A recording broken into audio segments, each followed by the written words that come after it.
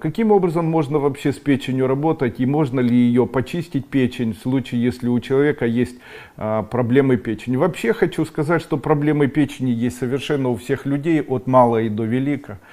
И эта проблема печени, она заключается в том, что человек принимает парацетамол, который находится в составе при всех абсолютно противовоспалительных препаратов, от ибупрофена и заканчивая нестероидными препаратами. Но обезболивающий эффект парацетамола, он в большинстве своем обоснован и применение отменить нельзя. Но есть минус: парацетамол способен объединяться и не выводиться из печени и находиться в печени длительное количество времени. Также вы знаете, что в большинстве своем на сегодняшний день пересадку печени ждут те люди, у которых было отравление именно парацетамолом.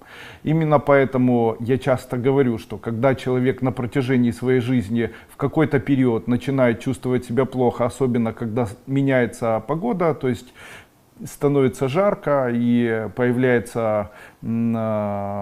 повышается температура, то более всего реагирует наша печень и более всего реагируют вот такие камни, которые находятся в такой печени. Ухудшается отток желчи, ухудшается функция двенадцатиперстной кишки, снижается кислотность, вернее повышается кислотность двенадцатиперстной кишки, что может привести к появлению язвы.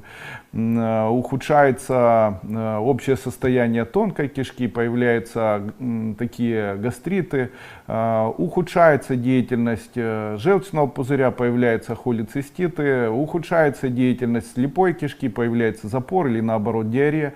Это все под собой тянет еще и дополнительно, как ни странно, аллергические проявления, которые в целом связаны как раз с диареей или с запором. И вот оно все вокруг этого развивается, и человек начинает болеть. Есть ли из этого какой-нибудь вывод, кроме питья соды? Несомненно, есть. Один из таких удивительных процессов, которые возникают у человека, заключается в его употреблении горячей воды. Наш организм необычным образом реагирует на употребление горячей воды, выделяя в большом количестве желчь. В случае, даже если желчного пузыря нет, вы не должны этого бояться. Желчные протоки обычно имеются напрямую, входят в двенадцатиперстную кишку. Именно поэтому переживать по поводу того, что ваша желчь куда-то не оттекает и что-то там с ней происходит, этого делать не нужно. А вот переживать, что в самой печени могут находиться парацетамольные камни, об этом я бы начал переживать. Ну и как же от этого всего очиститься, как привести печень в норму и как вновь обрести силы? Друзья мои, ловите лайфхак. Он связан с питьем горячей воды. Как ее необходимо использовать, как было написано в книге Вардурьян Босанджи Джамцо, где он сказал о том, что существует такой необычный метод, который позволяет очистить печень человеку. Я об этом ранее говорил, даже неоднократно.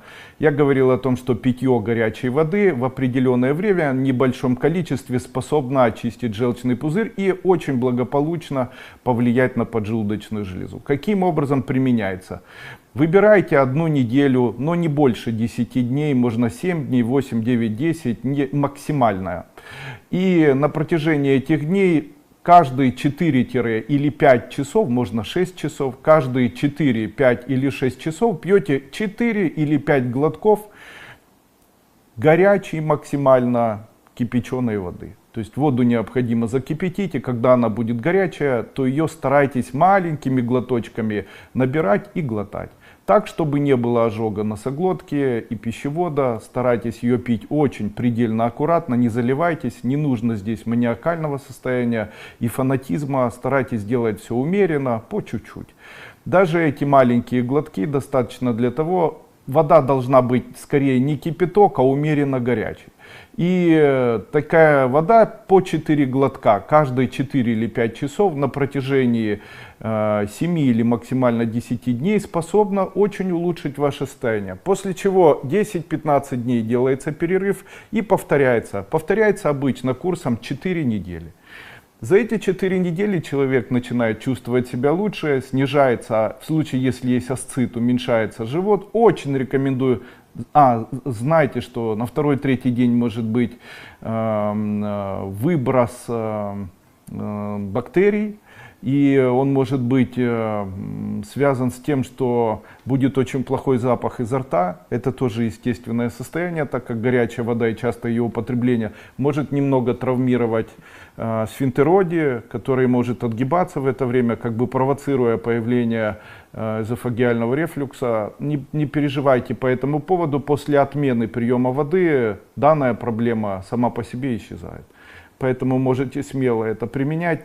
Нет никаких противопоказаний. По моему мнению, это показано всем абсолютно людям, даже тем людям, у которых было усечение желчных протоков или желчного пузыря на фоне дискинезии или закрытых протоков и так далее.